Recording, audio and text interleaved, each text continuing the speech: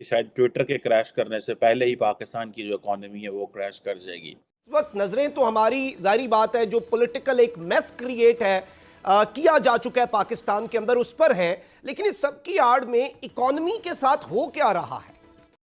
آج جاہلوں کی تعداد 24 کروڑ ہو گئی ہے، کیا آپ میری بات کو چیلنج کر سکتے ہیں؟ سو پاکستان کے ڈیفالٹ کرنے کے چانسز جو ہیں وہ اب 75% تک ہو گئے ہیں۔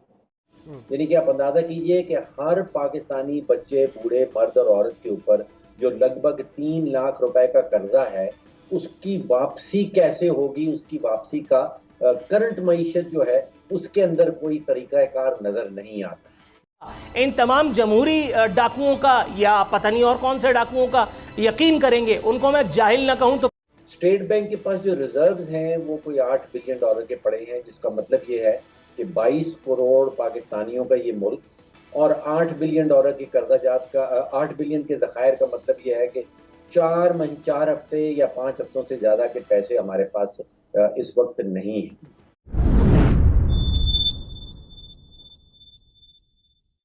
کہ شاید ٹویٹر کے کریش کرنے سے پہلے ہی پاکستان کی جو اکانومی ہے وہ کریش کر جائے گی۔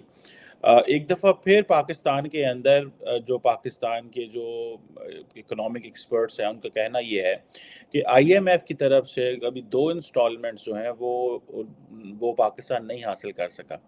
سو پاکستان کے ڈیفالٹ کرنے کے چانسز جو ہیں وہ اب 75% تک ہو گئے ہیں، اس سے بھی زیادہ تجاوز کر گئے ہیں۔ اس سے پہلے جب مارچ میں یہ خطرہ تھا تو اس وقت کہا جاتا ہے کہ یہ جو ڈیفالٹ کا خطرہ تھا وہ صرف 7% تھا۔ تو جہاں پہ ابھی ہم بیٹھے ہوئے ہیں یہاں پہ ڈیفالٹ کے 75% چانسز ہیں۔ دس از واٹ از ہیپننگ۔ اور اگر آپ یہ دیکھیں کہ جو پاکستان کے جو جتنے بھی ایکسپرٹس ہیں جو چیزوں کو دیکھتے ہیں، کیونکہ پاکستان کے پاس جو امپورٹ بل ہے اس کی پیمنٹس کے لیے پیسہ نہیں ہے، اور جو ابو آل جو ہم نے فورن پیمنٹس دینی ہیں، جو قرضے ہم نے دینے ہیں، ٹھیک ہے، ان کے لیے بھی ملک کے جو قوم کے پاس جو ذخائر ہیں، جو فورن ایکسچینج ریزرو ہے، اس میں بہت زیادہ کمی دیکھی گئی ہے۔ اس کے ساتھ اگر آپ یہ دیکھیں کہ انڈیا جو ہے وہ کس چیز پہ بات کر رہا ہے، وہ ڈیجیٹل کرنسی پہ بات کر رہا ہے کہ اس کو کیسے اس کو ریگولیٹ کیا جائے تاکہ یہ ٹیرر فائنینسنگ آپریشنز میں نہ استعمال کی جا سکے۔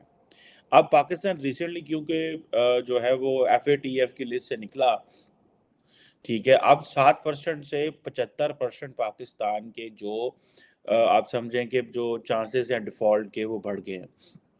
اور جو پاکستان کی حکومت نے جو بانڈ جاری کیے تھے سرمایہ کاری کرنے والے، اور وہ بے شک انڈیویجولز نے لیے یا اداروں نے لیے، اور جس انہوں نے لوگوں نے جس ریٹ پہ وہ لیے اس کے بھی جو ہے وہ پیمنٹس کرنے کا ٹائم آ گیا۔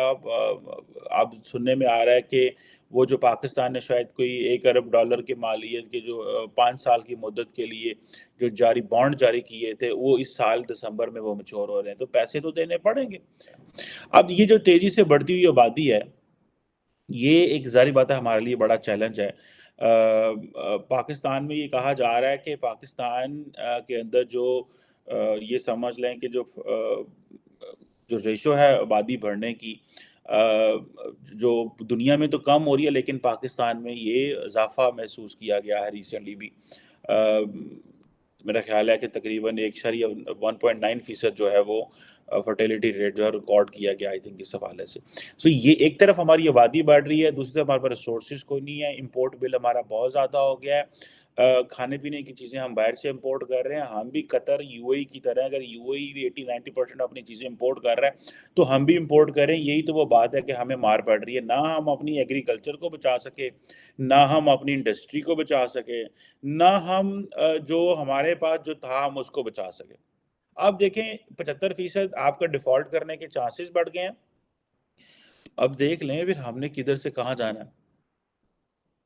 اب دیکھیں کہ پاکستان جو ہے وہ اس کی پوزیشن یہ ہے کہ ہم نے اگر ہمارے پاس $100 کا ہم نے سود لینا ہے تو ہم نے $32 جو ہے وہ حکومت جو ہے وہ سود کی مد میں دیتی ہے۔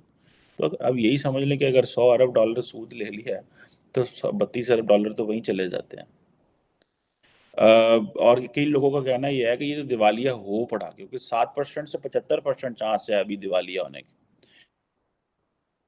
اور یہ میں سمجھتا ہوں کہ جسے وہ کہتے ہیں نا کہ اب پاکستان میں جو بحران ہے اس کو کوئی نہیں ٹال سکتا.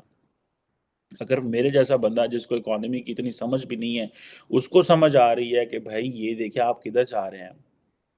اب دیکھیے جو دنیا کی کریڈٹ ریٹنگ ایجنسیز ہیں وہ پاکستان کی جو درجہ کرتے ہیں، جو کریڈٹ ریٹنگ کرتے ہیں، وہ ہمیں گرا دی، اور اب ہمیں وہ سری لنکا، گھانا اور ارجنٹائنا، نائجیریا جیسے ملکوں میں وہ شامل کر رہے ہیں. اور وہ ملک پہلے ڈیفالٹ کے قریب پہنچے ہوئے ہیں یا ڈیفالٹ ہو چکے ہیں. قرضے پہ قرضہ لے کے ہم جو ہے وہ ہم اس ملک کو چلا رہے ہیں، قرضے پہ قرضہ لے کے. ٹھیک ہے جناب. اور ہمارے جو دیوالیہ ہونے کی وجہ وہ صرف اور صرف پیسہ نہیں ہے. ہمارے دیوالیہ ہونے کی جو مین وجہ ہے وہ ہماری پولیٹیکل انسٹیبلٹی ہے.